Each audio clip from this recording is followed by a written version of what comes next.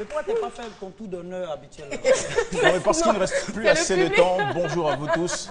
Et je souhaiterais que notre beau public nous prouve que la semaine se passe bien à ces midis. Et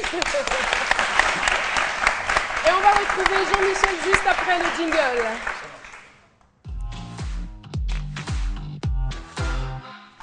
Alors, avec toi Jean-Michel, ce sont les news à côté culture. Tout à fait. Alors, l'actualité culturelle cette semaine a les belles couleurs de la francophonie. Petit rappel, les 8e Jeux auront lieu du 21 au 30 juillet 2017 à Abidjan. À cet effet, un concours est ouvert pour sélectionner la plus belle mascotte et le meilleur nom de mascotte. C'est ouvert jusqu'au 15 octobre 2014. Il est ouvert à tous les créateurs, arrête de rire Alissa, résidant en Côte d'Ivoire, âgés de 18 à 35 ans. Les dossiers sont à déposer au siège de la francophonie qui est situé à Cocody-Vallon, à la rue des Jardins. Si vous êtes intéressé, appelez au 22 40 59 60 ou au 07 06 91 93. À signaler pour le lauréat, il y a 2 millions de francs CFA à gagner. 2 millions de francs CFA. Moi, je suis intéressé.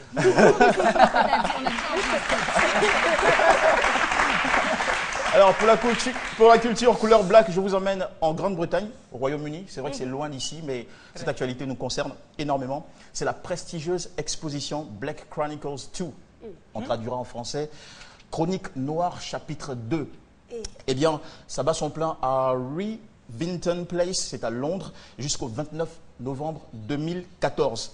À découvrir au programme une incroyable archive de photos qui mettent en vedette l'histoire, la culture des Blacks, des visages de l'époque, noirs, connus, anonymes et célèbres, donc, pour nous prouver que la présence des Noirs en Grande-Bretagne remonte aux années 1830. Alors très rapidement, on va s'attarder sur deux personnalités. D'abord Sarah Forbes Bonetta, pour l'exemple. Elle va s'afficher tout à l'heure. C'est une photo de 1862.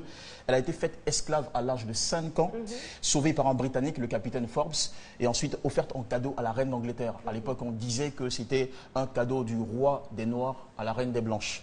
Et la deuxième photo, c'est celle du prince Alamayou Théodoros. C'est une photo qui date de 1868. Eh bien, il était orphelin. Ça, c'est Sarah Forbes Bonetta, dont je parlais tout à l'heure. À sa suite, la photo du prince éthiopien Alamayou Théodoros. Lui, il était orphelin à 7 ans quand son père a refusé de se laisser capturer par les forces britanniques, des forces de la colonisation. Son père a préféré mourir. Alors, il a été récupéré et adopté par un capitaine britannique qui s'appelait Speedy, et qui l'a emmené vivre en Angleterre jusqu'à la fin de sa vie. Alors, pourquoi tout ça? C'est pour rendre tout simplement hommage à un célèbre sociologue du nom de Stuart Hall. Il est britannique, mais d'origine jamaïcaine. Il aimait dire qu'on ne peut pas parler de l'identité britannique sans évoquer le passé colonial et souligner l'identité des Noirs britanniques. Et moi, je veux terminer en disant, c'est un de mes oncles, homme d'affaires, qui le disait, il dit « Celui qui oublie son passé est condamné à le revivre ». Bonne semaine. Merci beaucoup Jean-Michel. Très belle conclusion.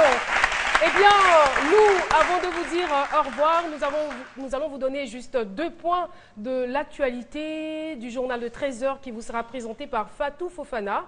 Faux Ebola, c'est comme ça que ça commence. Hier, un faux cas suspecté à Cocody a été expliqué par le directeur de l'Institut national de l'hygiène publique. Deuxième point, l'alimentation en Côte d'Ivoire. Le CNRA lutte pour l'autosuffisance alimentaire. Mesdames et messieurs, on a été très heureux de vous présenter cette émission. On se donne rendez-vous demain à 12 h pour d'autres moments de folie et de gaieté. Bye bye.